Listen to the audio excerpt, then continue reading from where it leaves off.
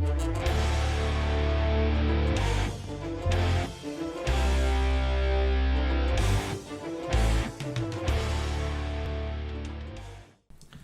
cool. Hi guys. So today we're going to be discussing Batman Begins. Another classic. Classic from our childhood. I was thinking earlier, is this the first movie on our channel where we're actually covering a related film? No, quite a few related films. I mean directly related. Like I know this is a prequel to Dark Knight, but they're still related. You see what I mean? Yeah. Like we've never done Jurassic Park 2 to Jurassic Park. You see what I mean? Is this the first time we're doing... Yeah. Is it? I think it is. Well, because most times you start with the first movie and then you work your way up. Legit. Instead, we were like, no, we're kicking off with our favorites, and that was Dark Knight for you. Anyway, Yeah. sorry, I have to check, but I think it is. But anyways, yeah, so Batman Begins, just fantastic Phenomenal film. I can't imagine being a fan of this trilogy back in 2005 like you were, and waiting years for a follow-up movie. Yeah, this is the first time I got to see Batman on the big screen. So really? Yeah, Batman's my favorite character of all time. So This was like solid, super nostalgia, like just amazing and everything. And yeah, we'll go into our backstories, and I'll have a whole long backstory I'll go on. But that's fine. I want to hear it. Let's get our credits out of the way. Directed by Matt Reeves. Yeah, and obviously, this is obviously to coincide with the Batman releasing, which I'm very excited for. Oh yeah, March 4th, right? Yeah, March 4th. Does it release on March 4th? Yeah. Okay, nice. Releases on March 4th. Nice. And I'm very excited for that movie. Yeah, I might go watch it. If I can. Yeah, I'm gonna watch it as well. Legit. Damn. Alright, but let's see. So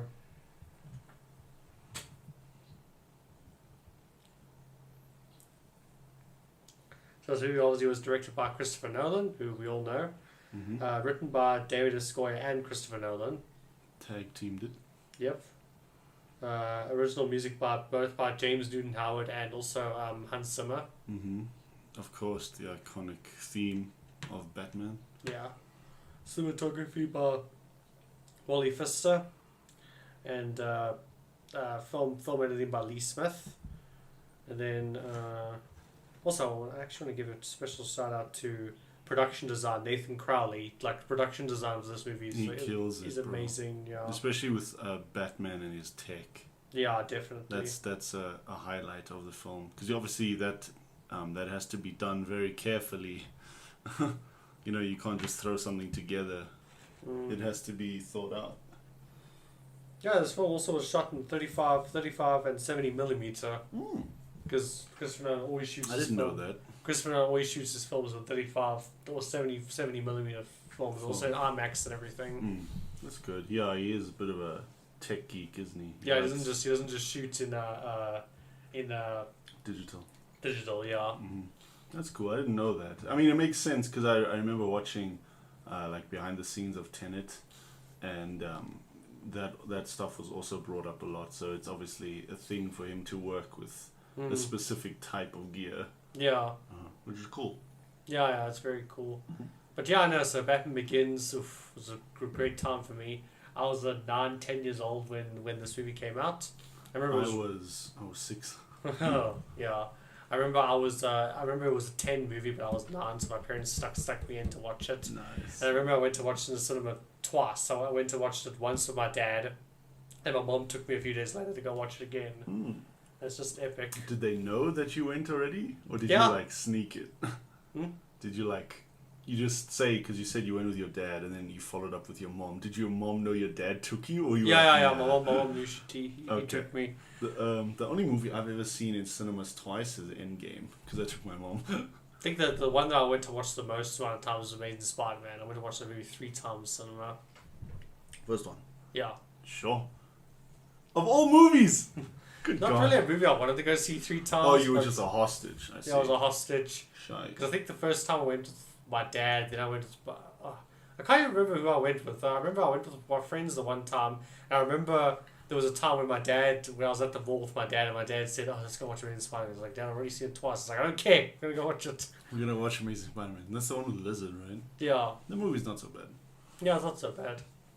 I like those movies because they're tonally dark. Yeah. Like compared to the other Spider-Man. Yeah, He's got exactly. a darker take on Spider-Man. So I like, he has like real consequences he has to deal with. I like it more than Tom Holland Spider-Man. Yeah, there's a hot take for you. Yeah. Anyways, Batman. Did you finish your? Yeah. Because I think your origin will probably be longer than mine. Well, yeah, but basically, I went to watch this movie. I loved it. Absolutely, wouldn't shut up about this movie after I saw it. And yeah, it really just made me fall in love with filmmaking and creating films and everything like that. Nice. And crafting great stories and everything. And yeah, I've been a big Batman fan all my life. I read the comic books.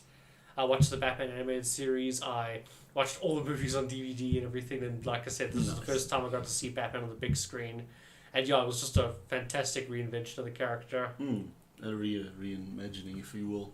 Yeah. For sure. My Batman knowledge is very minimal.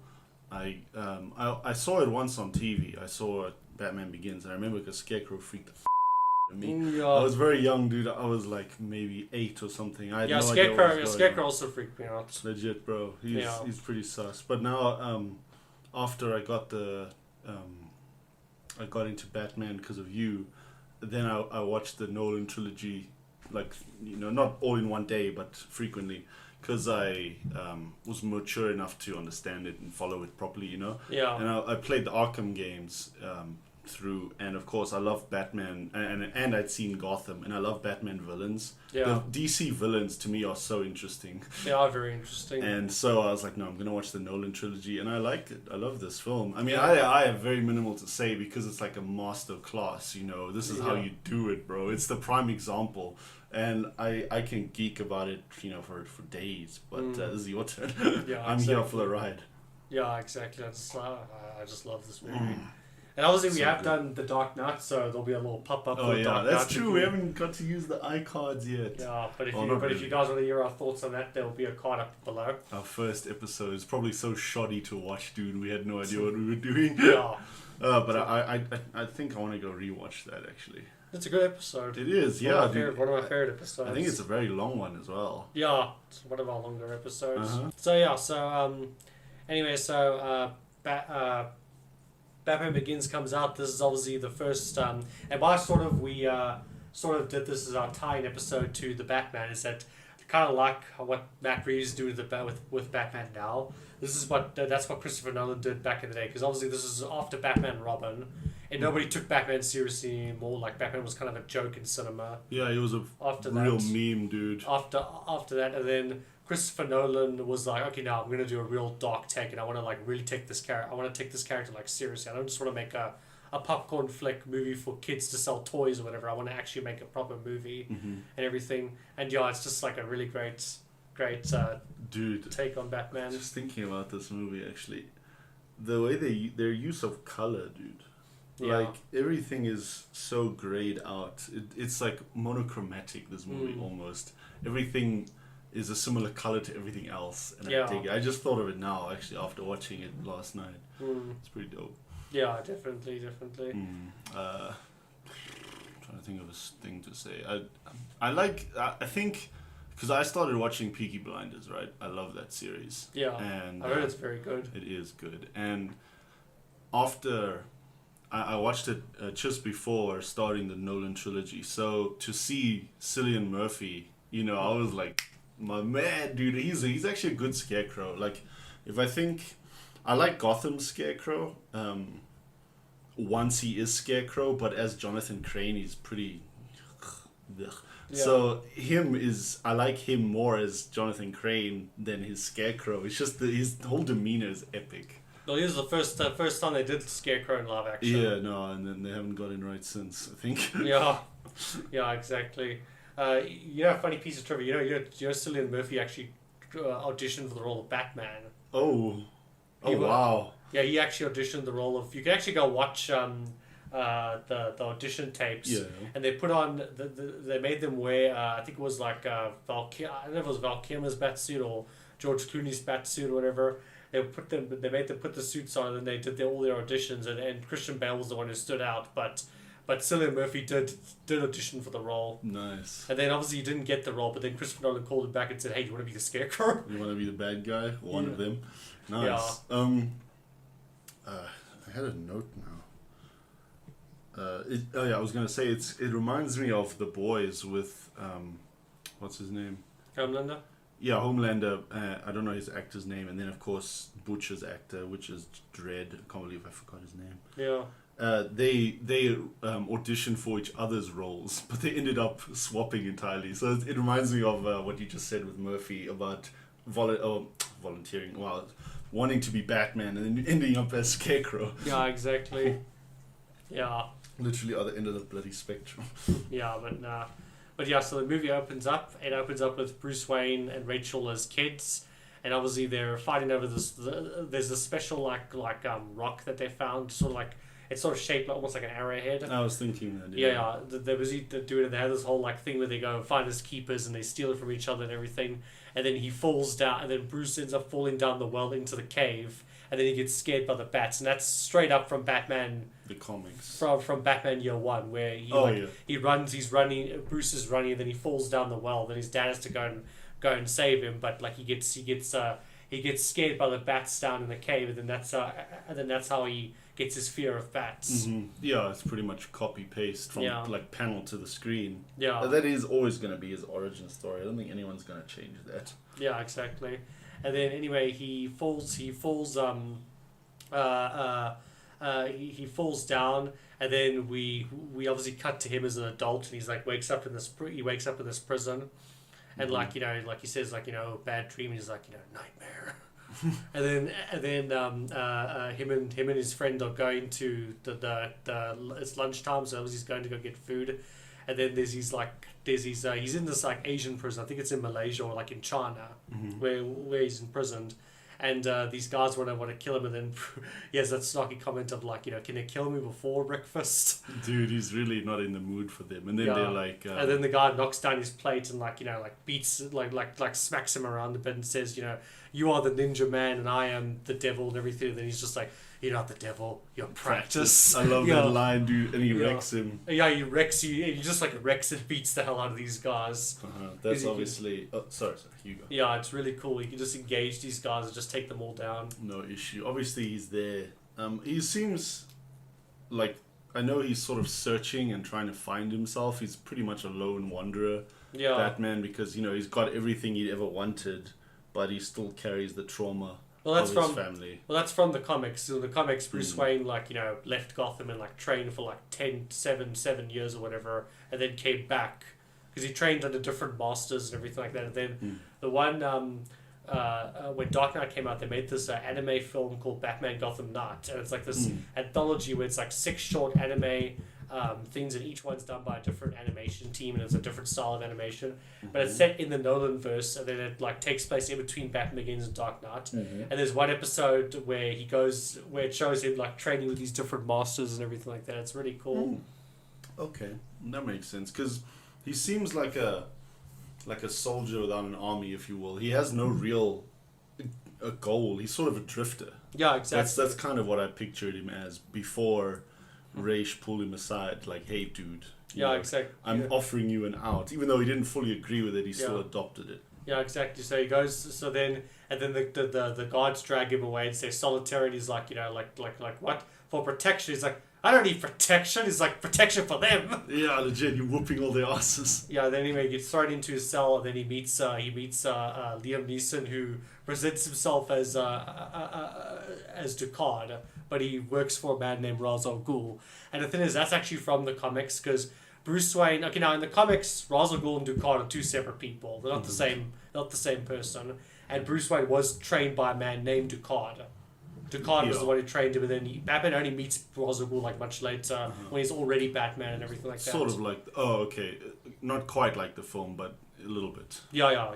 But obviously in the movie they were like, okay, no, let's combine the two. Yeah. But obviously there's that twist, because at first you don't know that it's Ra's al Ghul. Even though it is kind of obvious because he looks like Ra's al Ghul. Yeah. And you're also kind of going it's Liam Neeson. Of course he's Ra's al Ghul. Of course, yeah. He wouldn't sign on this movie unless he was a villain or whatever. They had to give him one of the main roles. They can't give him some side character. Yeah, exactly. So he basically gives him a thing, and then also he says, are you so desperate to fight criminals that you lock yourself in so you can take them on one at a time? He's like, well, actually there was there was 7 of them. And it's like, I counted 6, Mr. Wayne. Dude. Yeah, it's very great. And then I also love that little like speech that he gives him, where he says like, if you make yourself more than just a man, if you devote yourself to an ideal, then you become something else entirely. And if they can't stop you, then you become a legend, Mr. Wayne. That's sort of what Joker is. Yeah. In just to play off of that, in the Gotham series in season 4. Now I know you stopped at like season 2 or something. Yeah, I don't know. Like Gotham, my problem with Gotham is that it was too mixed for me. Because the thing is, like, in terms of writing and quality, like, especially in season 1, there were like some episodes were like really good, and there were episodes that were just complete straight up dog shit. They were terrible, and I didn't like the conflicting tones because to me it felt like they couldn't decide if they wanted to be serious, like Nolan realistic grounded take, or if they wanted to be like 1960s Batman, or with their cheesy costumes and like super exaggerated personalities and everything.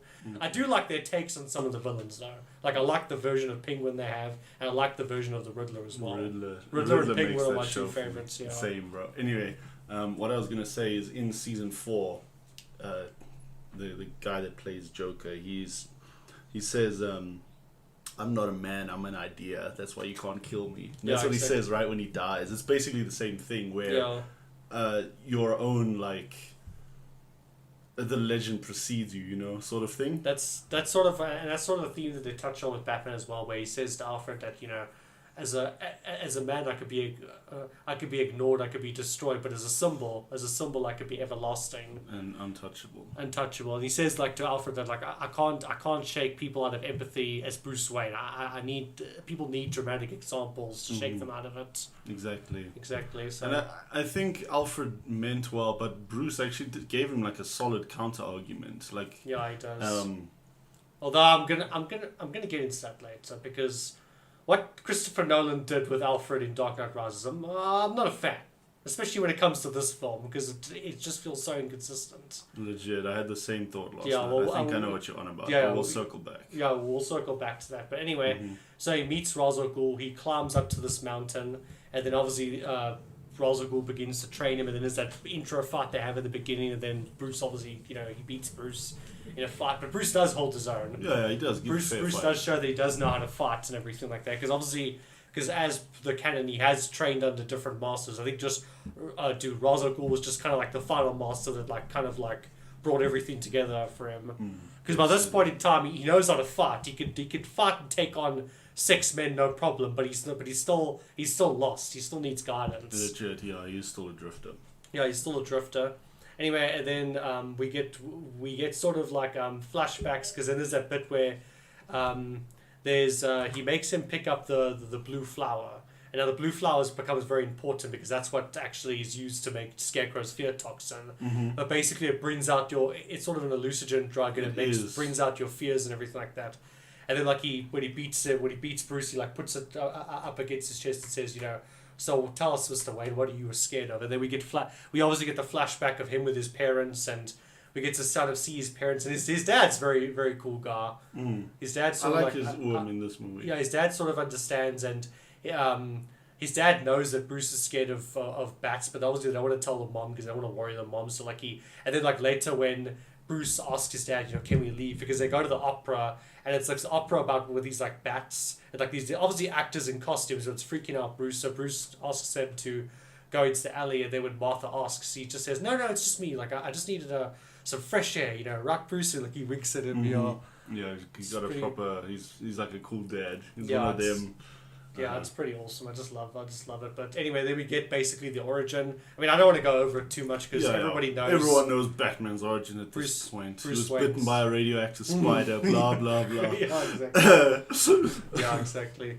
When we eventually do Joker as an episode, because I know that they do Bruce Wayne's origin and that. I actually want to get your opinion on that. But obviously, when we do the Joker, when we get there, because if we talked about Joker now, we'd just be here the whole day. We would be legit. But anyway, so Bruce Wayne is so we get his origin, and then obviously we cut back to the present where he's with Ra's al Ghul, and then we get that awesome training montage like, I think out of all the training montages in the movie, I mean, everyone always references Rocky and says, oh, no, that's their favorite training montage. Nah, man, me, Batman Begins. That's my favorite training montage. I like Batman vs Superman. Well, that's actually a good training montage. I like that training montage. I've never really thought about if I have a favorite, but when you said it was your favorite, that one came to mind. I like that whole training montage. That is a good training montage. It is.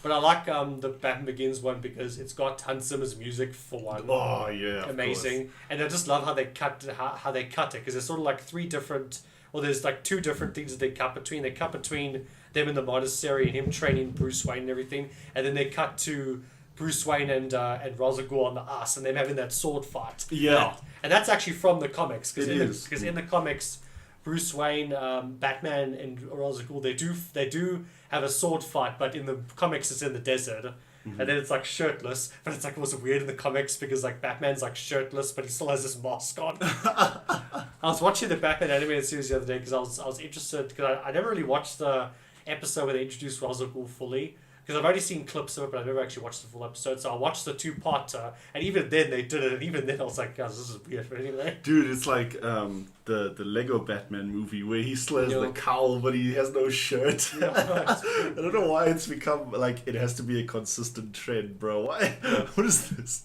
Yeah, he doesn't have his cowl. He doesn't have the mask on yet, obviously, but he does have the gauntlets. Yeah. He does have the gauntlets. So the two of them are fighting on the thing, and I just love it. Also just from an editing standpoint, I love how they cut between the two. Between the two sections, and like he's saying to him that like theatricality and deception, powerful agents, and then there's the bit where he says like he's like sort of getting Bruce to like get his rage out because he's basically saying that you're angry. He's pushing but buttons. you need to like learn how to control it. So he's saying to him like your father failed to act, and it was your it wasn't your fault of your parents' death. It was your father's and everything. So he's egging Bruce on to like attack him and everything, and then he says like Bruce even says, the man had a gun. He's like, would that stop you? He's like, yeah, but I've had training. He's just like, your training is nothing. Well, it's everything.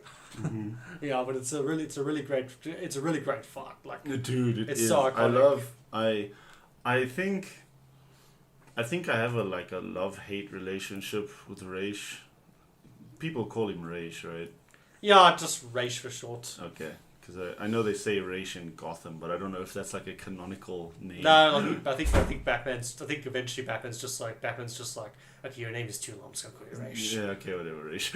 It's interesting because in the comics he doesn't actually call Bruce, he doesn't call it, when he talks to Batman, he doesn't call him Bruce or like Batman or whatever, he calls him Detective. Oh, nice. Yeah, he always just calls him the Detective. Nice. I think that happens in Gotham as well. They call him the Detective, I think. Yeah, because it's sort of like a Sherlock Holmes and Moriarty type of situation. It is. And I don't know, as I was saying, like I have a love-hate like relationship with Raish because I know he, at least in Arkham City, he wants Batman to be like his heir for the... Yeah, that's pretty much the theme in the comics. He's always just hounding Batman like, hey Bruce, marry my daughter.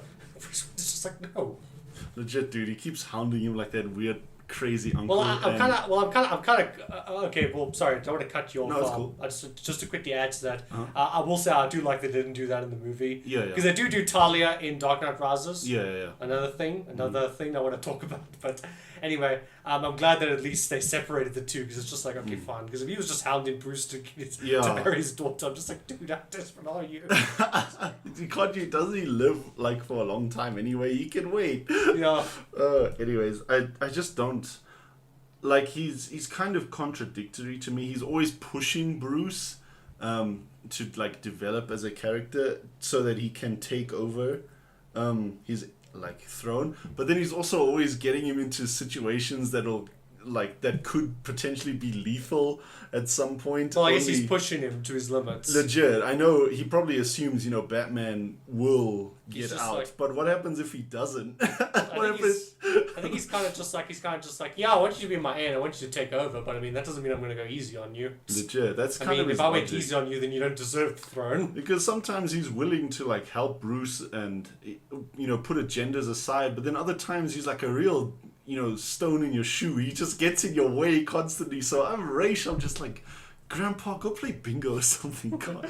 Yeah, when they fight on the ice, Bruce like gets the upper hand on him and he knocks Raish down, and he's like, yield, and then Raish is just like, you haven't beaten me, you've sacrificed your footing for a killing stroke, and like he hits the ice and like Bruce falls into the ice, and then he says he can't.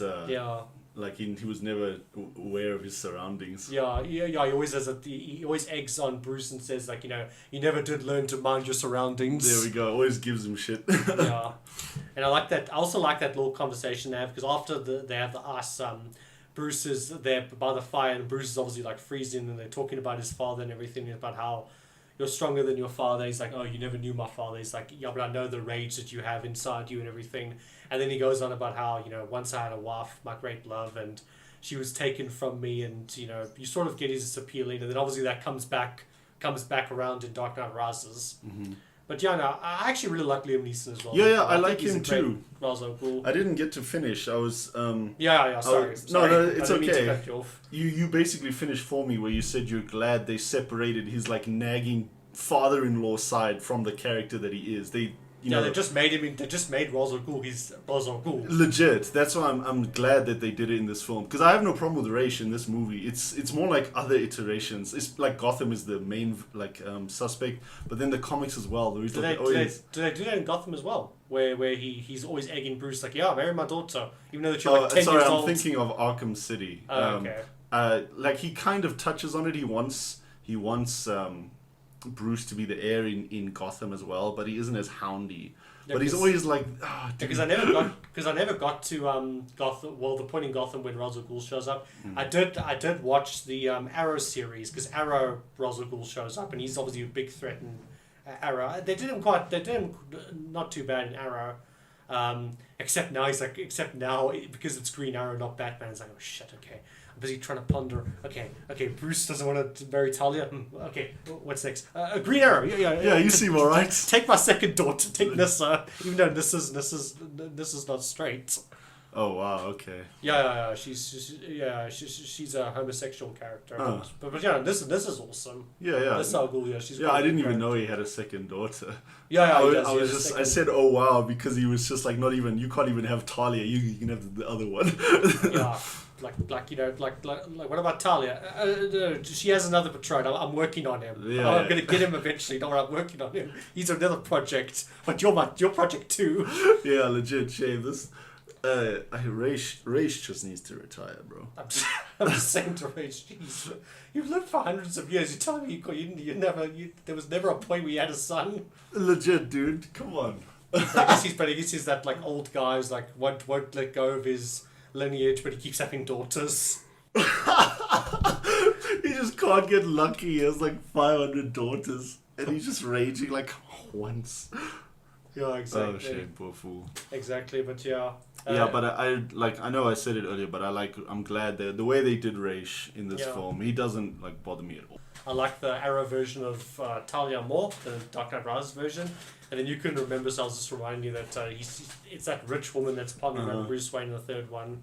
And then it's revealed at the end that, oh yeah, she's the daughter. Mm-hmm. And she's the one that actually climbed the pit because he assumed it was Bane, but actually it was her. It was her, yeah, legit. Yeah, now I remember. And Bane was like, he helped her get out, right? Yeah. He was the bouncer, essentially. Yeah. I do remember. I can't put a face to her, but I remember her in the movie now. You're right. Yeah. Okay, my bad, as you were. Yeah, anyway, as I was.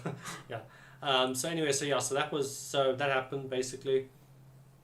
But anyway, we were talking about Rachel, then we kind of got a bit sidetracked. But anyway, so... Well, what did you expect from us, really? Yeah, exactly. So, anyway, the train... there's that cool sequence where he makes Bruce inhale the drugs, and then there's that bit where there's the soldiers, and they sort of like hide, they all wear those ninja outfits, and then he's got to try and find Raish in this out of 30 ninjas, and then eventually he's able to like outsmart Raish and basically beat him that way. And then the fake Ra's al Ghul, played by Ken Watanabe, who's actually a really good actor. He is a good actor. I think he's not underutilized. I mean, his role is not that big in this film, but he's still a bloody good actor. Yeah, I actually would have been fine with him also being him. Yeah, it wouldn't have bothered me. I like him, dude. Yeah, you would have been a good Ra's al Ghul as well, like a real Ra's al Ghul. Yeah. not a facade. Yeah, exactly.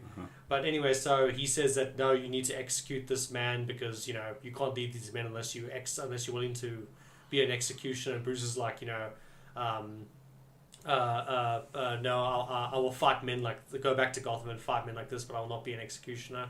And then he obviously proceeds to blow up the whole building, and kill so many people. I mean, I don't know. I don't get really fishy. I don't really get I know people get up in arms about that, but I don't really get up in arms about it. About Batman's rule. But I mean, the thing is, in the comics, yes, but in the movies, it's but the thing is, that's a comic book. You could sort of get away with it. In a movie, it's a lot more difficult. It is. Yeah. Because what if it's like he says on the train at the end there, where it's like, well, I'm not gonna kill you, but I don't have to save you. It's sort of a similar thing where it's like the butterfly effect, right? Yeah. If you don't do anything and whatever happens.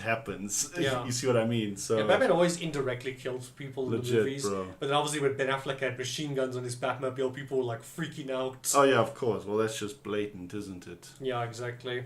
But yeah, I don't know. It's never really bothered me because I always just see the movies as the same thing. And Matt Reeves has said that he's going to make it very clear that Batman doesn't kill, and I'm just like, okay, man. Well, you've got a whole trilogy, so let's see how far you can actually go because it's very hard to do Batman in live action without him at least killing somebody indirectly or not. Mm-hmm.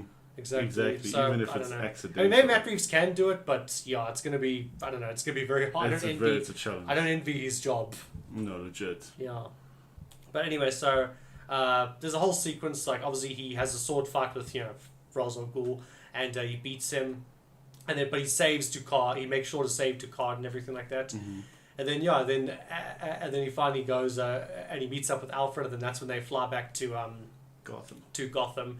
And then there's that funny bit where he says, are you told anyone I'm coming back? It's like, well, it will be very hard because, you legally declared dead. He's like, wait, what? It's like, oh no, the chairman guy, he declared you dead 7 years ago, and he liquidated all your shares and the company's going public, and and then Bruce is like, well, it's a good thing I left everything to you. Then he's like, yeah.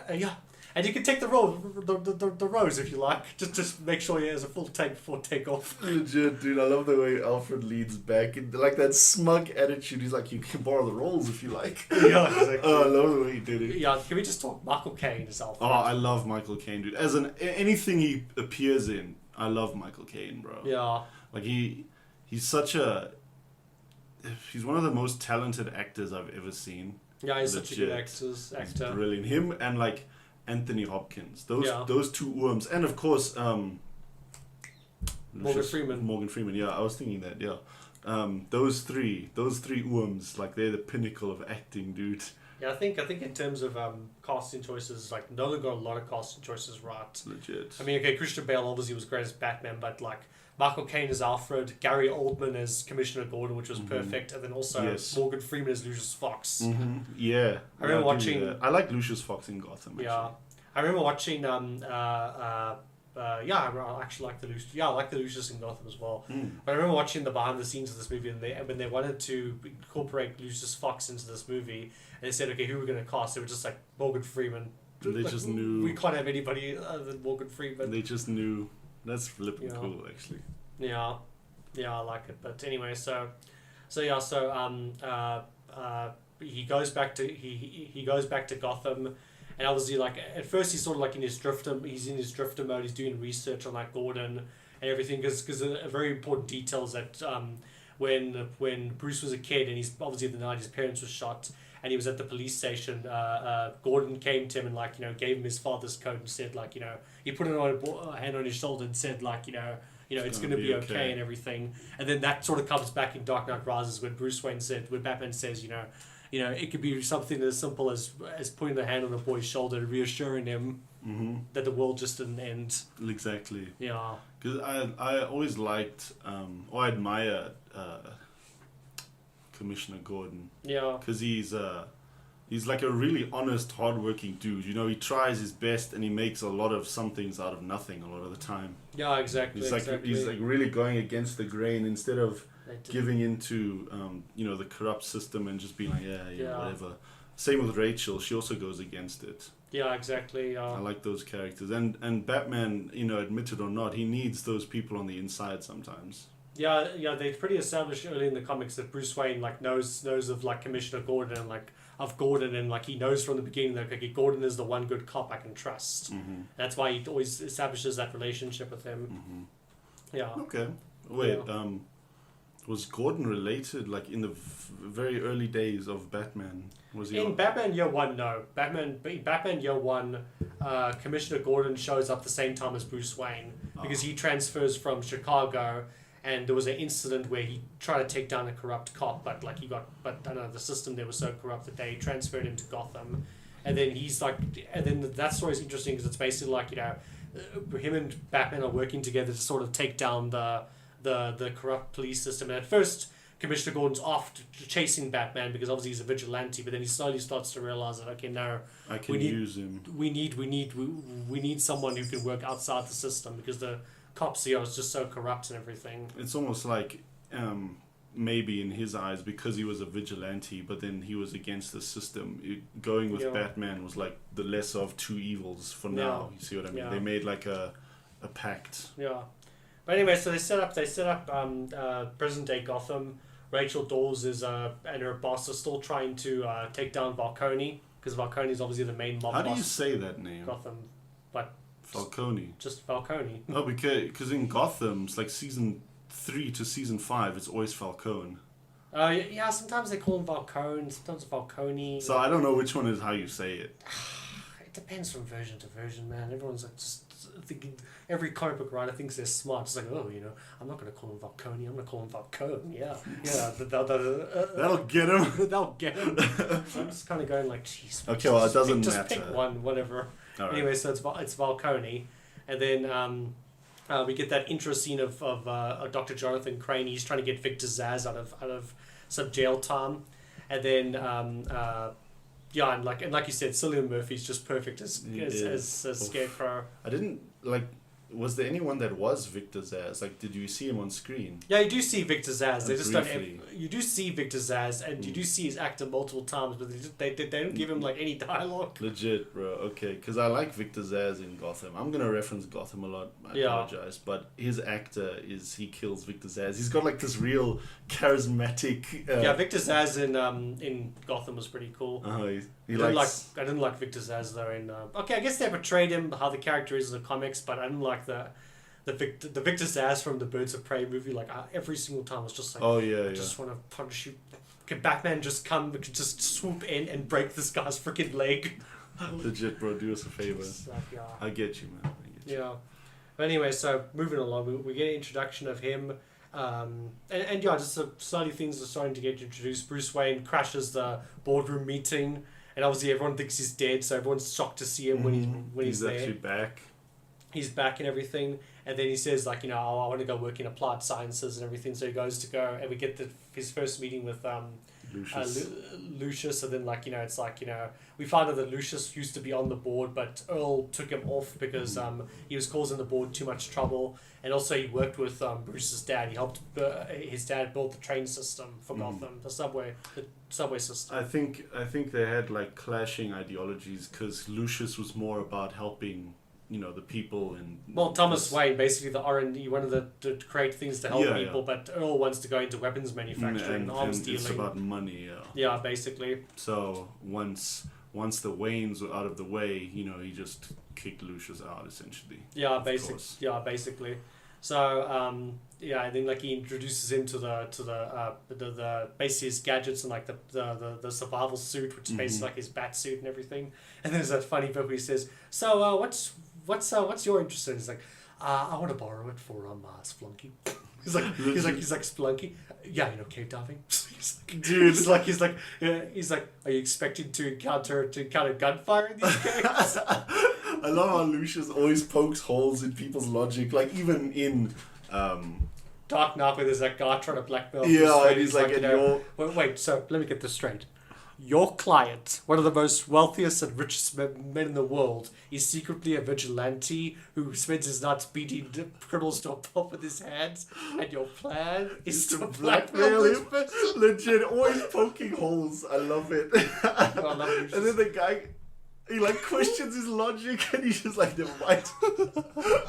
Oh yeah. Lucius! I love Lucius, man. In this film, Lucius is awesome. he's also like Alfred in the sense of like a moral compass. Yeah. Sometimes if Batman goes too far to execute a plan in a certain way, he's like, well, but are you really doing the right thing? You know? Yeah, exactly. He sort of reels him in a bit. Yeah, exactly. Yeah, he's a good mentor. Mm. And then basically, anyway, so and then there's that bit where he first encounters Gordon. He sneaks into his office, and then he puts the thing up against his head, and he makes it so he thinks it's a gun, but actually it's a stapler. He's saying like, what will it take to bring him down and everything, and then. Yeah, that's kind of when they have their first interaction, which is pretty funny. Mm-hmm. And then that's obviously when Bruce is like, okay, shit, I need a cape. I need something I can go out with. So he goes to Lucius and he's like, what's it today? More Splunky? No, today's space jumping. He keeps making up lies that Lucius obviously doesn't believe, but for the sake of paperwork, and I love goes with it. I love the bit where he says, like, Mr. Fox, if you're not comfortable, it's like, Mr. Wayne, if somebody asks what you're doing with all this, I won't have to lie. But don't think of me as an idiot. Mm-hmm.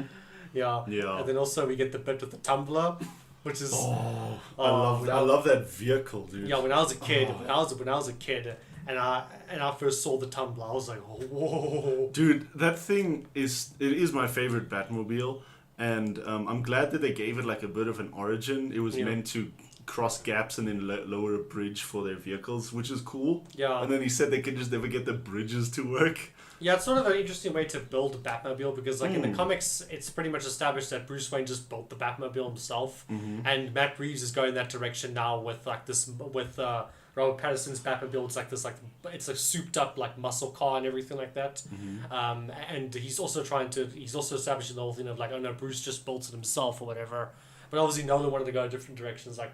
Because Nolan also, he's a big fan of he's said in interviews before, he's a big fan of the James Bond films. So he kind of wanted and he sort of sees Batman as sort of the James Bond of superheroes. So that's why he wanted Lucius Fox to sort of act as the Q to Batman. Sort of like Q with James, but now it's Lucius to Bruce. Yeah, I'm with you. Yeah. That makes sense. To give him his gadgets and his car and everything like that. So yeah, that's pretty cool. He sort of incorporated the concept. And I love like the comedy. It's just like, what's that? It's like, the tumbler?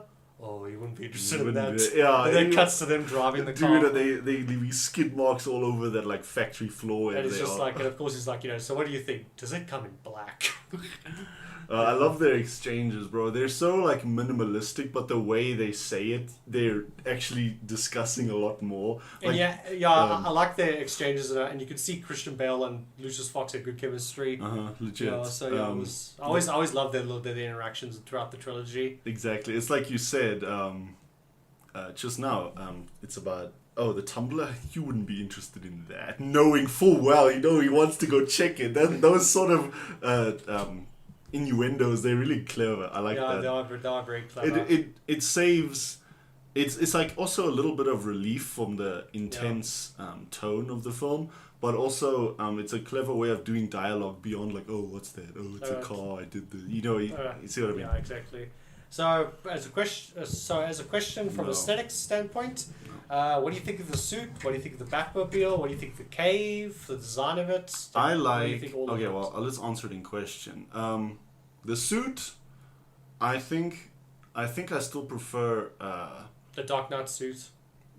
The Ben Affleck suit. Oh, Ben Affleck suit. Okay. I like that one probably because it's like it shows off more definition. I like this one because it's very practical. Yeah. It's not like gimmicky and has colors and it's designed to be like for mobility but also a hard hitter. You see what I mean? Yeah, exactly. As well as the cape. The cape is like there's not really much you can do with it, but he needs it for gliding. And then how do you think about this? How this suit stacks up to the second suit he gets obviously in Dark Knight Rises? That second one, obviously the slimmer one that he has. Yeah. That's a good question. I think that one this is like a beta of the suit, and the Dark Knight Rises one is the final version. I still like this one because I do like this suit, but I like the Dark Knight one more. The Dark Knight one feels more definitive, and I also like his cowl more. The cowl's a bit better because this one obviously I'll give you that. It's that old fashioned cowl where he can't turn his head, and then the second one does. Yeah, I'll give you that. Yeah, that's what I'm saying. It's basically like this is a trial run for that suit. It's an advanced version. I like this one, but I'll agree with you that Dark Knight Rises is better. But yeah, this purely because it's refined. But yeah, this suit definitely looks very cool. It's very bulky though. It is bulky, but not in a sense of like he's fat or whatever. Yeah, it looks extreme. Yeah, he's very bulky. It looks very like heavy armor type suit. Whereas the other one, the more like light armor. Legit. To answer your next question, you asked me about the Batmobile. I love it. Like the it's called a tumbler in this film, but to me it's just the Batmobile. I love big tires, dude, and I love off-roading. I mean, look, you see out the window my monster truck there. Yeah. So I fall in love with vehicles that can go anywhere. Yeah. And the fact that it has like missiles and stuff is epic, which is of course canonically accurate to Batman. But I mean, just as from a design point, I love this. I love this vehicle. I've got a big Batmobile like toy replica that my grandparents got me for Christmas that year when the movie came out, and like it's like a big toy. It's like this big Batmobile toy, and you can obviously put your little Batman action figure in it, and it's awesome. I still have it. You didn't bring it. You didn't bring it. I'll trade you my mic for it. Yeah, I didn't bring it, but I felt tempted. Well, no, the thing is, when I was young, I was like, shit, should have brought that damn thing. Dude, it would have been epic. Just to firm my Batman. If I don't have my Batmobile, yeah, I could at the very least have my bottle opener.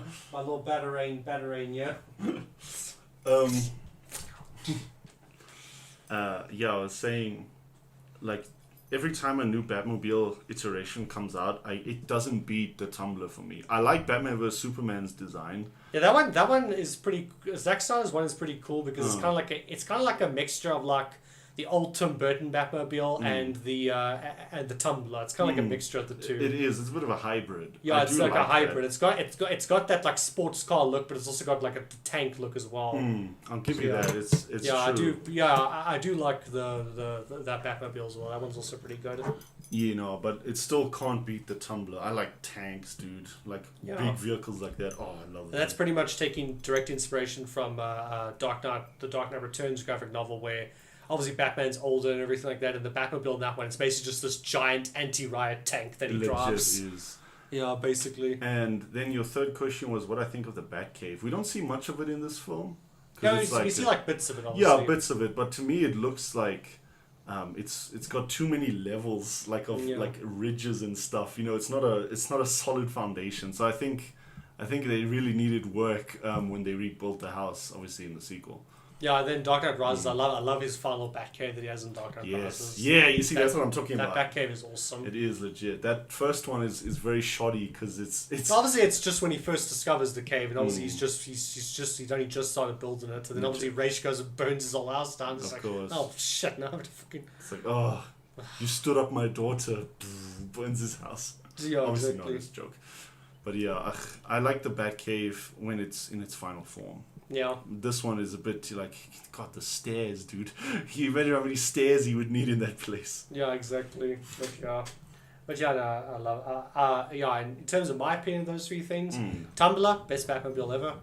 Totally agree with that. I do like this Batman suit. It is really cool, but I do like the Dark Knight suit more. In terms of my favorite Batman suit in live action, it's really hard between the Dark Knight suit and the Ben Affleck suit, but I guess I'll go more Ben Affleck suit because that one's more accurate to the actual comic books. Like, it looks like it's actually out of the comics. That's basically. True. I'll give you that. And I think one of my favorite Ben Affleck's suits is actually the desert night, the nightmare suit that he has. Yeah, dude. With like the coat and like the goggles and everything. That looks awesome. And it's got like that whole beige-ish kind of color scheme. Yeah. It's dope, dude. Yeah, just overall love the aesthetics of this film. I agree. That's what I'm talking about. Production design is so overlooked most of the time. And they used a lot of like models and like especially for like the Batmobile car chase, they use a lot of like mini cars and like miniatures. Thinking they probably miniaturized it. Miniatures and everything like that. It's very cool. That's cool. Because like a lot of the time, I know Tim Burton. Well, sorry, I know Christopher Nolan likes his practical effects instead of CGI. Yeah. So the entire time I was watching that chase, I was like, how did they do this? You know, was it literal or was it miniature? But now I know. Exactly. So yeah. So anyway, there's sure. We've got a lot to go through. The movie's long, dude. But yeah, so anyway, so we'll skip straight ahead to basically where he first goes out as Batman. and Falcone's busy trying to get these drugs because he has like these basically the fear toxin drug, and then they're going to two different teddy bears. One's like the bears which go to the dealers, and then there's the rabbits that go to obviously Scarecrow back at Arkham Asylum, and then Batman shows up, and then they play it very interesting in this scene because Batman, like, it's basically like a Predator map in the Arkham games where he's busy going around taking these guys out one by one until eventually he takes on a whole group by himself. But interesting enough, they play it from the criminal's perspective rather than Batman's perspective. So what do you think of that from an editing standpoint? You mean that like shipping yard? Yeah, the shipping yard scene. Yeah. I find it like it's an interesting question because you said what is it like from their perspective. I didn't actually think too much about that, but now you bring up a point because I guess in a way it's for us to be in their shoes and to see what he does like from their perspective, but also it's a way of sort of hiding Batman's inexperience. You know, he'll make mistakes and stuff like that, but from them they'll think, oh no, he's this ultimate predator, he's wrecking them. So I think that you actually just kind of blew my mind a little bit now. I like that perspective. Of course Falcone, he keeps getting tall in his seat as his pants fill up. But like you got me there hard. You just properly double whammied me. And what do you think of the action throughout the Nolan trilogy? I like how they really hold back. Like in the action scenes where action is supposed to happen, they go all out. But otherwise, they keep it kind of minimal in scenes where it doesn't belong. Yeah. You see what I mean? They make it more impactful by not spamming it. You see what I mean? So I like their use. Also their choreography, especially like hand-to-hand combat.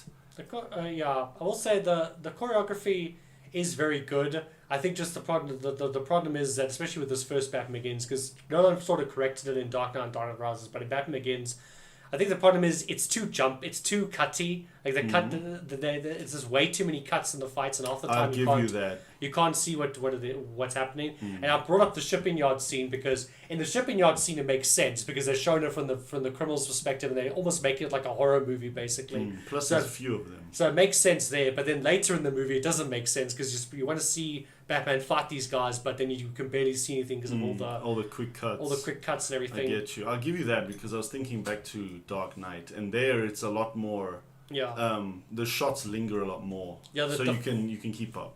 I will say that the fight scenes in The Dark Knight are probably the best out of the three. Like the fight scenes are pretty good in Dark Knight. I really do. I like the fight between the first fight between Bane and Batman in Dark Knight Rises.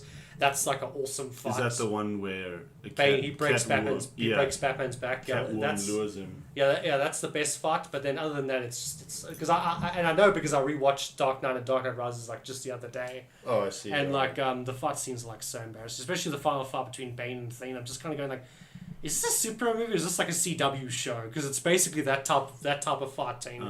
That's why when Zack Snyder did BVS and they did the warehouse fight scene, I was like, yes, this is how Batman fights. Legit, he uses his gadgets to give him an edge. And also because they have that they have a more fantastical element, so you could do unrealistic things like shoot the grappling hook on a crate and then lift it and then throw it at a guy's face or whatever. That guy's dead. I don't care what you say. That thing straight to the face. His nose is in his brain, dude. He's dead. In the theatrical cut, when he gets hit, when his head smacks against the thing, he just gets knocked down or whatever. But in the ultimate cut, when his head hits the wall, like blood splats, so you know that guy's dead. He's legit dead. Batman outright whacked that fool. Yeah, exactly. So I do like some of the fights, but especially like the fight between Batman and Ra's al Ghul on the train. Like you barely can see anything, and it's over so quickly. I'm like, no, come on, man, give me a proper fight. Sorry, well, it's true. I'll give you that. There was hardly a fight at all. I mean, they sort of pushed each other around while exchanging dialogue, and then before you knew it, Batman was like, all right, peace. Yeah. And he flew out, and then Raish crashed. Yeah, I don't know. So that's my only real flaw with this movie. But other than that, I'll give you that. It's a fair criticism. Yeah.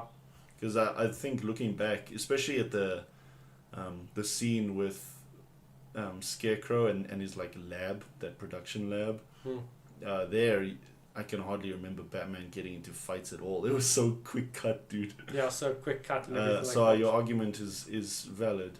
Yeah.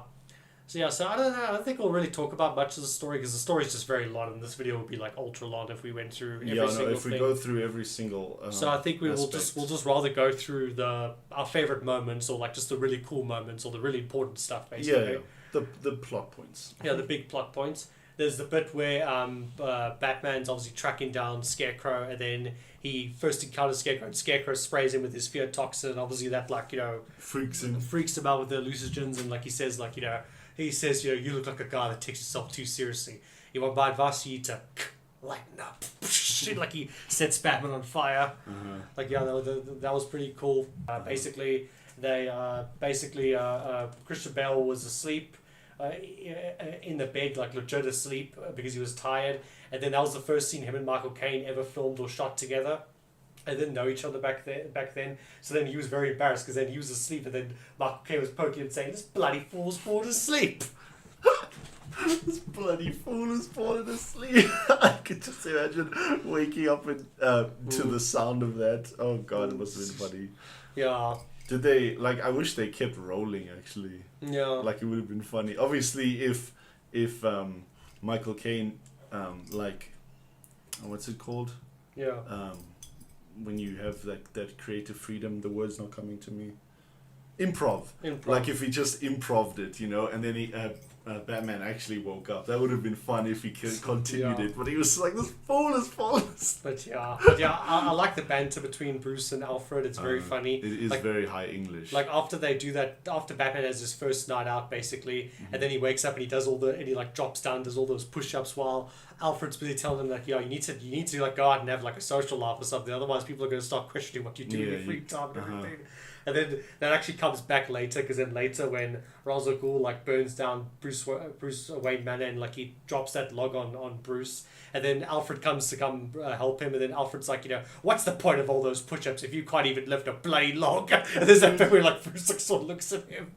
That's it, bro. Yeah. And I love how he destroys his social life in one drink. Yeah. He just basically wants to eliminate people asking questions. Yeah. So he tells them all in no uncertain terms, fuck off.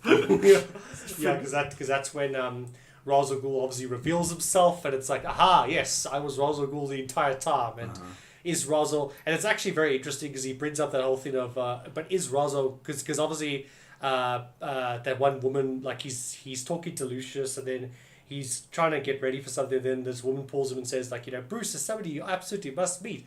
Now, am I pronouncing this right? Mr. Ra's al Ghul. Then Bruce sees him and he's like, you're not Ra's al Ghul. I saw him die. And they even bring that up later when he interrogates Scarecrow. Scarecrow says who you working for? And I love that bit where he goes to obviously take down Scarecrow. And then he sprays Scarecrow with his own toxin. And when Scarecrow sees Batman, he just seems as this bat demon creature. Yeah, legit. Oh, that is so cool. It is. I love that. I was curious actually. Who are you working for? I was curious to see what Scarecrow would see. Yeah. Obviously, it's a manifestation of fear, right? Yeah. So I was curious to see what he saw because I couldn't remember. Yeah. But anyway, and then he says Ra's al Ghul's Ra's al Ghul stared. Who are you working for? Sorry. Yeah, but anyway, so Bruce keeps insisting that no, Ra's al Ghul's dead. I don't know what people are talking in the ground, about. Yeah. And then obviously Ra's al Ghul reveals himself as but is Ra's al Ghul immortal? Or his method supernatural? Which is a reference to the comic books. With the Lazarus Pit. With the Lazarus Pit and everything. But obviously since Nolan's not doing the Lazarus Pit or any of those fantastical elements, Bruce has that reply, which basically is Nolan replying, where it's just or cheap parlor tricks to conceal your true identity, Ra's. Yeah. Legit. It's a meta commentary on Nolan's opinion, maybe, of Raish's actual comic book stories. Yeah, exactly. So, then he says let these people go. Your calls with me, and he's you're welcome to explain the situation to them. And there's that funny scene where Bruce obviously pretends to be drunk. He's not really drunk. He's just pretending to be drunk. He's you people drinking all my booze, you sycophantic suck-ups. Get out of my house. Get out of my house, dude. He just destroys all of those friendships in seconds. Yeah, it's like so funny. And then when I was rewatching it, I was like laughing because I was because I'm introverted in real life. Yeah. I don't like big crowds and everything. So when he was saying that, I was kind of just going like, "This is me." This is you with people that keep calling you. Yeah, exactly. Let's go get a drink. You sycophantic suck-ups, go away. Go away. Yeah, exactly. I'm not a huge social guy either. Yeah. I mean, I can be extroverted, after I know you, a couple of hours. But initially, I'm like, I don't want to go there. Ugh, people. Yeah, exactly. So we continue on with that. I guess to talk a little more about Cillian Murphy. I love him as Scarecrow. Especially that scene that he has with Falcone, because after Batman's captured Falcone's in prison, then Falcone slits his wrist, obviously because he needs to get an audience with Cillian Murphy, because Scarecrow basically is like the middleman between him and Ra's al Ghul. Mm-hmm. He's the messenger. He's like, you don't know anything. He's like, I know that you know what the cops to take a look at those drugs they seize and everything, and then a Scarecrow takes off his glasses, just like, do you want to see my mask? Legit. And he's just like, to a guy like you, this isn't very scary, but these crazies, they can't take it. I remember that scene legit freaked me out as a kid. I was like, whoa. Dude, the first time it happened. That's what I'm talking about. I always remember it's when he gets to Rachel and then like the maggots come out. Yeah. That was the scene that scarred me. And his mask is creepy youngster. as well. It is pretty bloody creepy. I mean, I know it's legit just a bloody potato sack, but obviously when you're tripping on his fear toxin, it's much worse.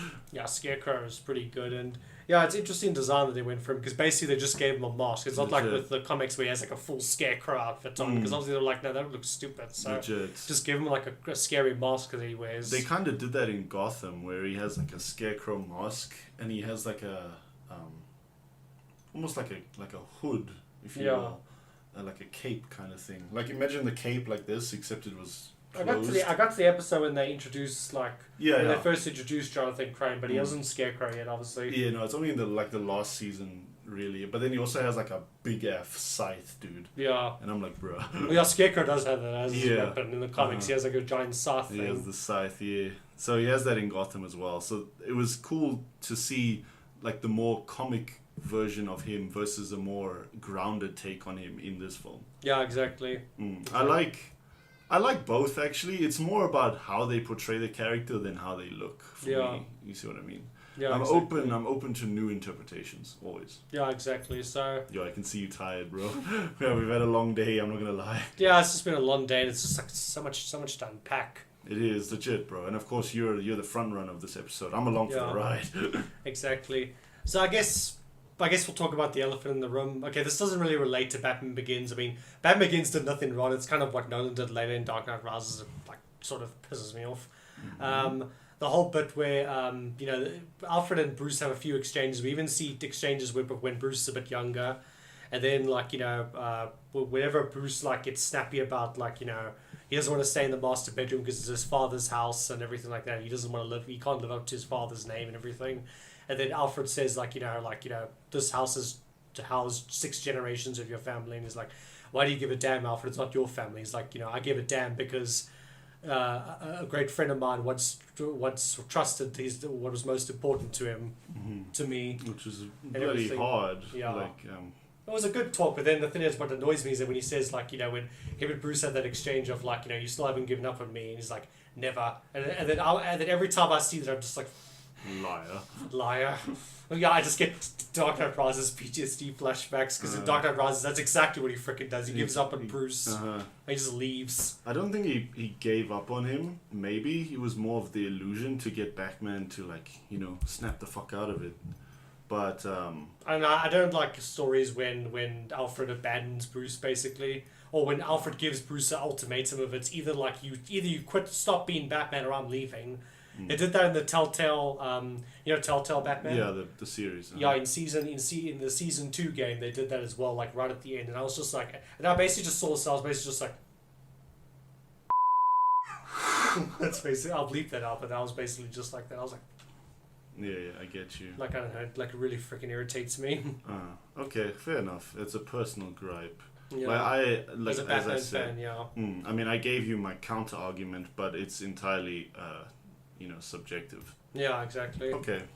Yeah, but I did know what you were on about because, obviously, having watched Dark Knight Rises recently, and you remember, Alfred like leaving and all that, and then it came on last night. It's like, no, I'll never give up on you. I was like, sure. Good one, bro. Yeah, cool story, bro. Cool story, bro. That's legit what I was thinking last night. So that's why when you said, no, I have that one gripe with Alfred, I was like, I know what you're on about. Yeah, exactly. Bro. Yeah. Oh, well, maybe because so much time had passed. Or maybe it was like to show that... Batman, I mean, it was showing Batman's on the edge or whatever, but I'm kind of just going like, nah. Well, maybe he had to like lose everything to be, I don't know. I just don't like that creative choice. Fair enough. But anyway, and then there's also that funny moment I used to love as a kid where because obviously we get in the beginning when they flash back to Bruce when he's younger, he goes and confronts Falcone, and Falcone like obviously kicks him out the bar, whatever. And then he like buys that jacket he takes that jacket from the hobo, but he gives him his like really fancy like rich, like fur coat or whatever, and like the guy goes on, oh, he has a nice coat and everything, and then he sees him later. And then later when like Falcone's in his car, he's like what are you? And Batman like pulls him out, he's like, I'm Batman, and like knocks him out. And there's that bit where like he sees the hobo, and he's like, nice coat, nice all going off. And he's like, oh, nice. Yeah, I do like that little thing. Yeah, same. I think that's what I like about Batman Begins too, is that even though it's a very dark and serious movie, they do sprinkle in humor very well. Same with like young Joffrey when he's like, the kids won't believe me, and he chucks him that gadget. Yeah, exactly. I love that as well. That's very very cool. I told you that they should have whacked Joffrey when they had the chance, bro. Yeah. I mean, he became a real dictator, that guy. Yeah, exactly. Batman should have whacked him. I think I saw a meme where it's basically just like, like, hey, can I have that gadget? It's like, okay, kid, just promise me you'll end up being a good person. And then it's like Joffrey from Game of Thrones. Dude, I mean, I love that actor. He's very talented, but obviously everyone hates his character. But yeah, no, just a really, really awesome overall. I also really love the Batmobile the chase sequence. Yeah, dude. The chase sequence is so epic. I'm glad how in each film they sort of up the action like a little bit, because in Dark Knight they get the bike as well after chasing with the Joker. What's it called? That vehicle? The Batmobile Tumbler. The Tumbler. There we go. Yeah, he gets that bike and it has the wheels that rotate. Yeah. Oh, I love that bike. My dad geeks out of that bike. Yeah, that bike is pretty awesome. So, does it have a name, like the Bat bike or something? I mean, the comics is usually just called the Cycle, okay. The Bat Cycle or whatever. But in the movie, in the Nolan universe, it's called the Bat Pod. Bat Pod. Nice. Yeah. Cool. Right. Yeah. So I think that the way they did the chases is nice. As I said, they really keep the action to a minimum, but then during that scene they just go all out. Yeah, I was actually watching a YouTube video the other day. I can't remember what the movie is exactly called. It's got Gene Hackman in it. It's from the 70s. I think it's a crime movie. I think it's called The French Connection or something like that. I know that name, yeah. Yeah, and then apparently the chase sequence in there was very like revolutionary for the time. And Nolan actually did the Batmobile chase sequence as sort of an homage to that scene from that movie. Oh, nice. Very nice. Yeah. Now I need to check The French Connection just for that. Yeah, some people don't like the Batmobile chase sequence. It's like, no, it's drawn out, it's stupid, it's so crappy and everything. I'm like, this chase sequence is awesome. It's a nice break from what is otherwise a pretty dark, serious movie. Dark, serious, but also not as much action, but a lot of dialogue. Yeah, exactly. It's not just a run and gun, action fest. It's a very cool action sequence and everything. So to me, the Batmobile chase sequence is like a well-deserved sort of fun moment. Intermission, yeah. And then there's that bit where, Bruce Gordon says, when he's taking Rachel, because Rachel's obviously been drugged with Crane's narcotics, so Batman's got to get him back to the cave so he can give her the cure. And then he's like, Gordon's like, I'll get my car. He's like, I brought mine. He's like, yours. And then it's the lights, the lights, and the tank, and he rides over that police car, and the police officers are still alive inside, and they're basically just yeah, he got away in a car. It's like, making color. It's like, it's a black tank. Legit, bro. There's no brand. It's just a tank. And the cops are all just shocked at this vehicle. And there's that running joke constantly where it's like, well, can you at least tell me what it looks like? And the drives past, it's like, never mind. Never mind. As soon as you see it, you know. By the way. No. Yeah. I also have another. I think it's like an acting mistake, whatever. Remember when he's on the roof with the Batmobile, and there's that one cop that comes out and says, "Batman, turn off your engines and everything" on the radio. Isn't it the same actor as the one just late, like 2 seconds later? That's the one who's basically just like, "At least tell me what it looks like," and it drops past. Maybe It's the same actor. Maybe, dude. I have to go back and check it, but you may have a point because I'm pretty sure. Like I've watched this movie like a million times. I'm pretty sure it's the same actor. We're at the same conundrum I had with when I said it, promising young woman. The guy at the bar at the beginning is then later in the scene again. It's the same conundrum. I have to go back and check because I can't validate. But if it is, then bruh, what a mistake. Yeah, I'm pretty sure it's the same actor. Legit. But Okay. but anyway, it's fine. Anyway, maybe it's his twin brother. Yeah, legit.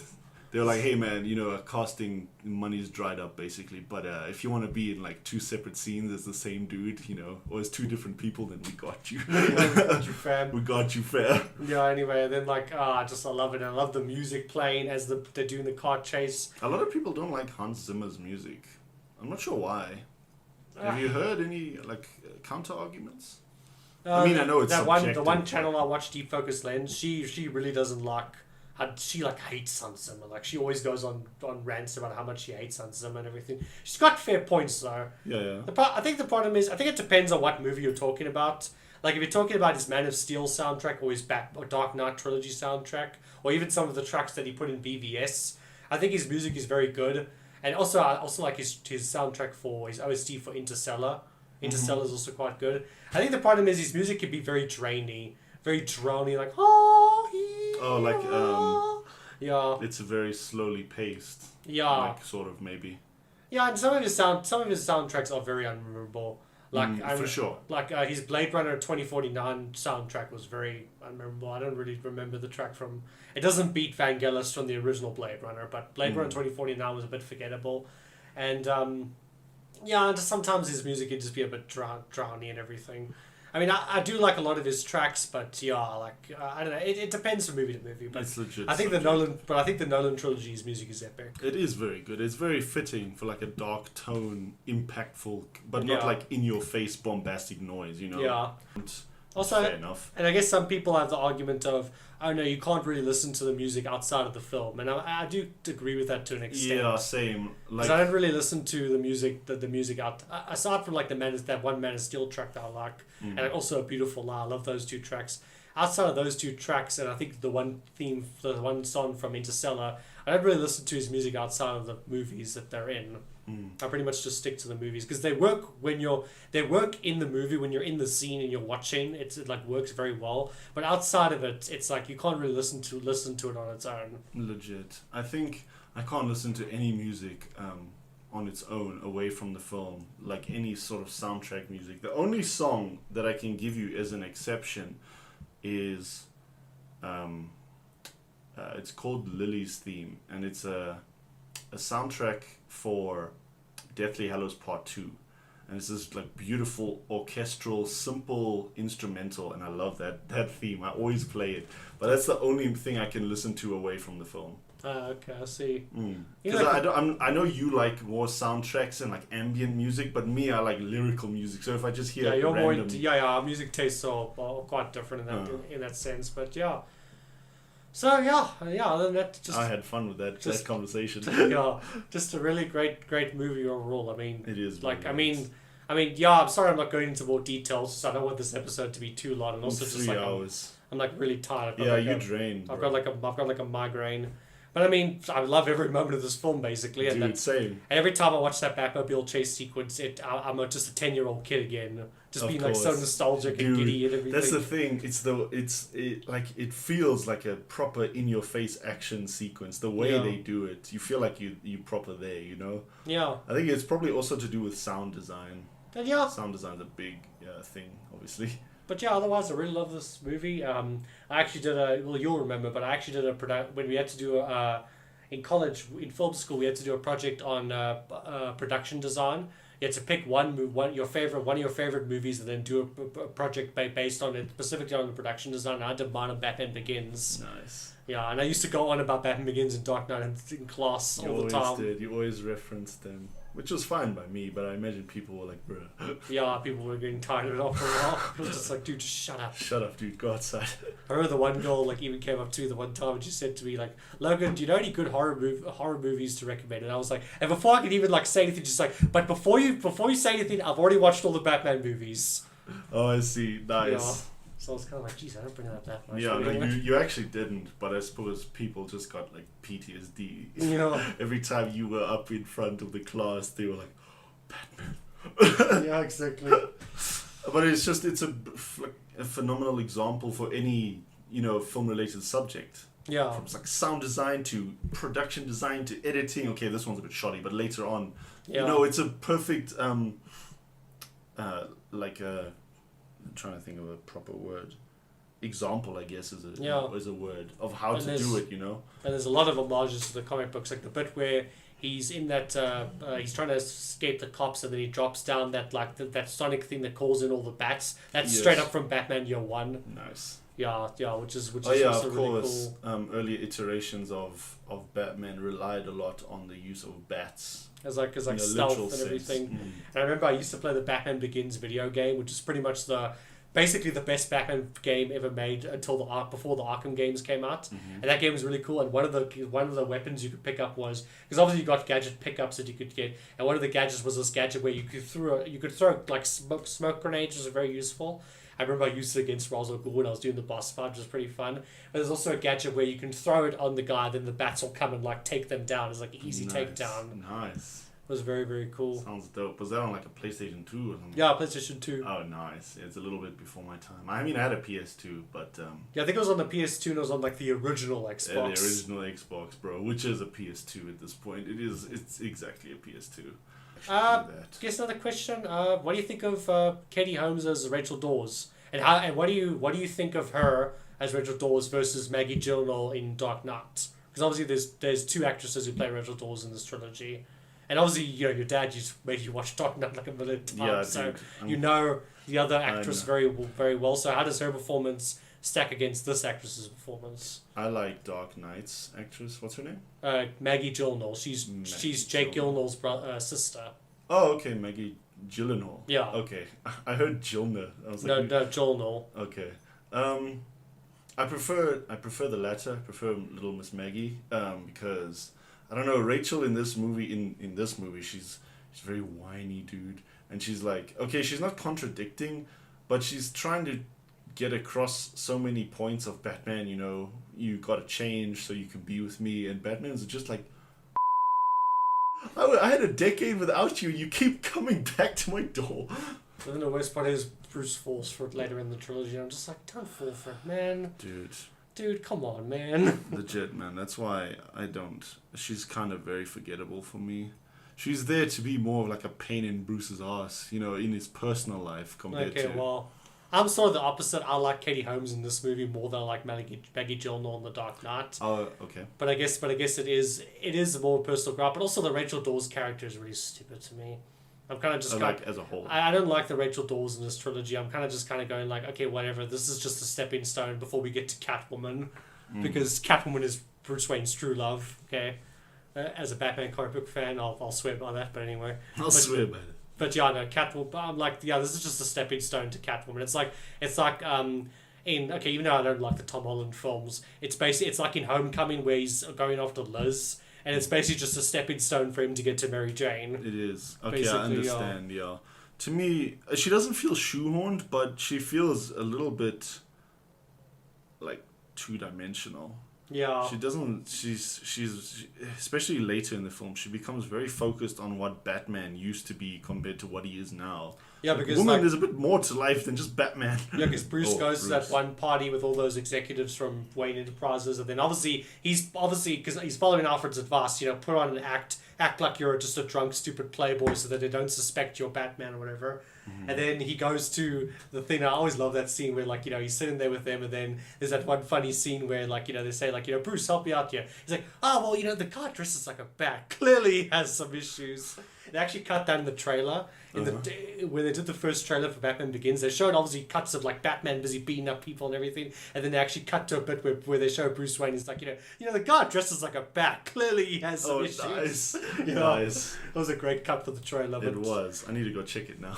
But yeah, no, I love that. And then there's that bit where the two models or whatever girls he has with him, they get in the pool, then he buys and then they say like, oh no, they're not allowed to swim in the pool, and he's like, you see, I'm buying this hotel and I'm gonna set some new rules about the pool area.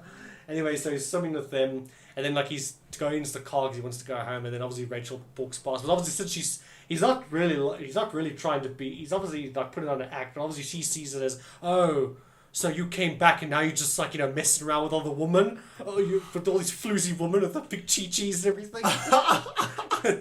and Bruce is trying to explain to her, like, no, Rachel, like, I am more. I'm not like, you know, what you see now. And then she's just saying like, oh no, you know, it's you know, it's not what you are underneath, it's what you do that defines you, which he does fire it back at her later in the movie, which is pretty cool. But yeah, I do get you. She is whiny in that scene. She's like, oh, you know. She is like, so how dare you, after your parents were murdered and you almost killed Joe Chill, that you dare go out there and have fun.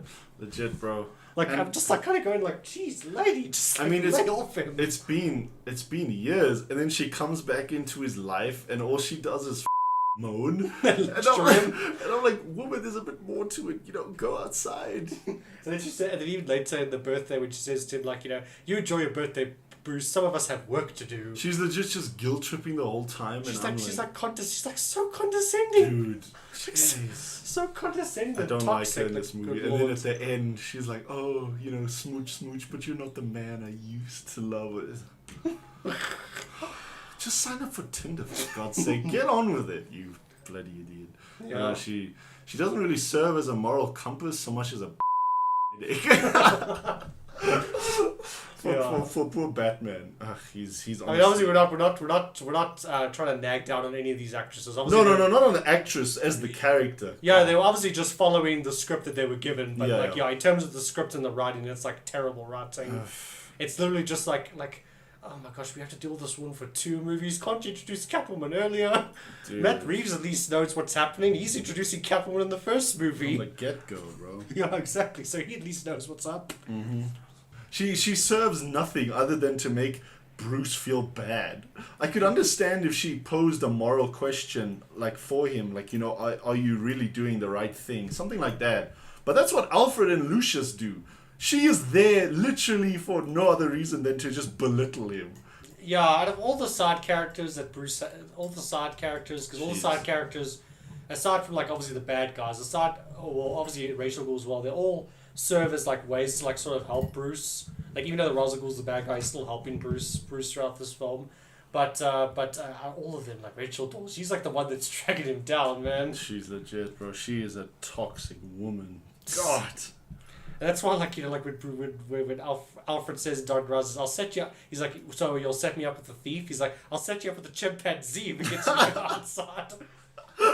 I love that scene, dude. You just reminded me of it.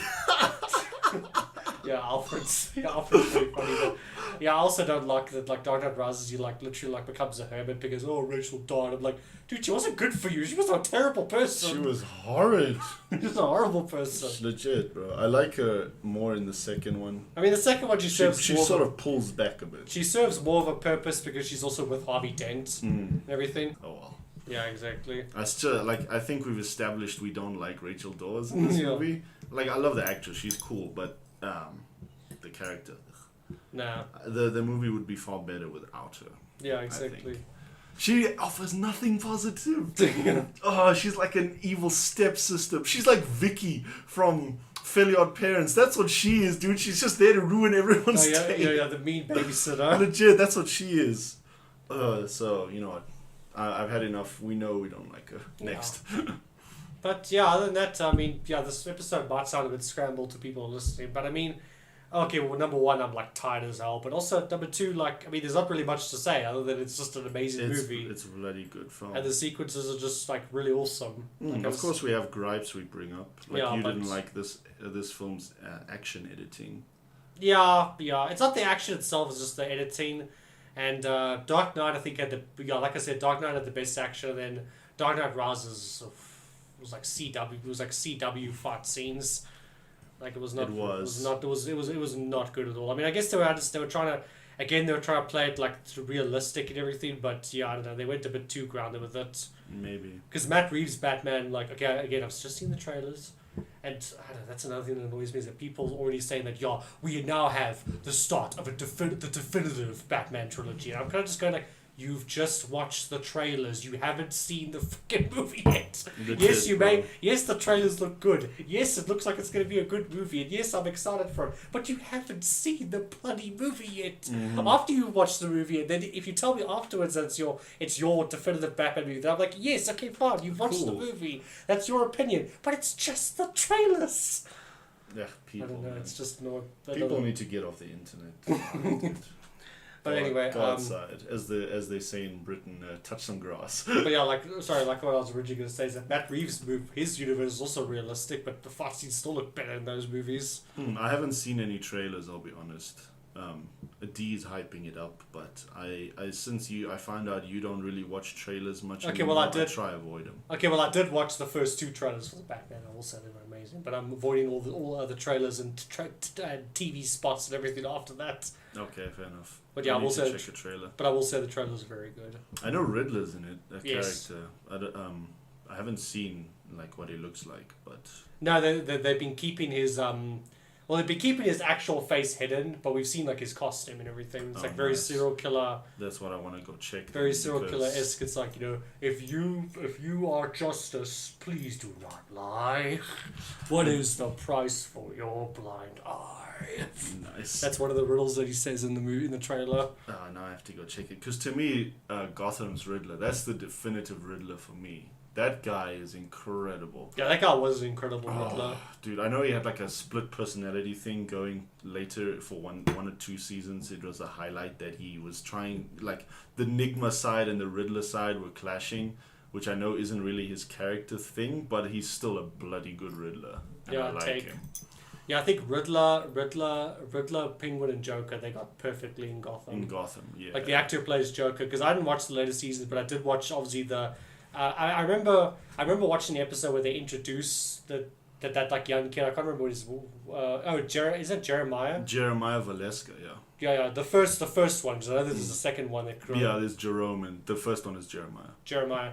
I remember the episode where they introduced Jeremiah, and then obviously at the end in the interrogation room, when they revealed that he's actually the killer, and he was like hiding this whole time. And then when he finally reveals who he really is, and he goes on that rant of like, it's okay to be a whore, but don't be a abusive like whore or whatever. Yeah. I remember when I watched that scene, I was just like, oh, that's the Joker. Legit, bro. That guy, he's underrated because obviously it's TV Joker. It's not movie Joker. Oh, but he's so good, dude. I love that actor. Yeah, he's really good. He really is a good Joker. He's my third favorite Joker. It's like tie for Heath and Joaquin, and then he is like there. He's right up there for me. I think he would be like third or fourth for me because Jack Nicholson's also very good. I haven't seen him, but I know he's a good actor. He's a very good Joker. Heath Ledger is still my favorite, but and Joaquin Phoenix. Is that how you say it? I don't know how you say it. I think it's Joaquin. Joaquin. Sorry, I keep saying Joaquin, but it's Joaquin. Joaquin Phoenix. He's my second favorite, but I love Joaquin Phoenix. I love it, dude. I know people keep comparing the two, but they're two different kind of themes, and it's not entirely fair. It's because they both have blonde hair and they both have like regular real world makeup as opposed to bleached skin. That's why they compare the two of them. Maybe, yeah. But they're two completely different Jokers. Legit, they are. It's not fair to compare them on every single front because they don't.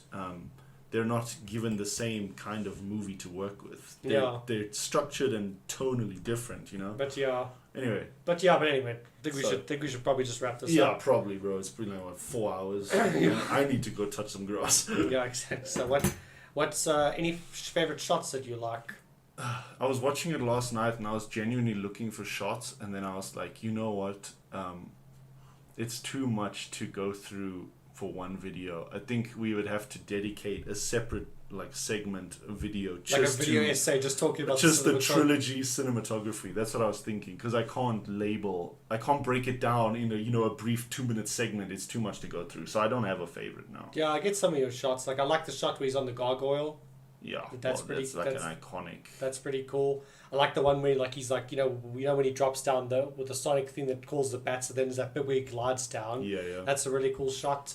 And the cinematography is great, but I guess I don't know. Our brains are kind of mush right now, so we can't really talk about anything. We're flat, bro. Fuck. And I guess I love the cinematography of the fight scene between Bruce and Rachel on the ice. All those shots and everything. The constant cutting. How it's shot. The thing is, that cut scene, I think, is very good. It's just later when they get into the later action scenes where the cutting and the editing style doesn't work.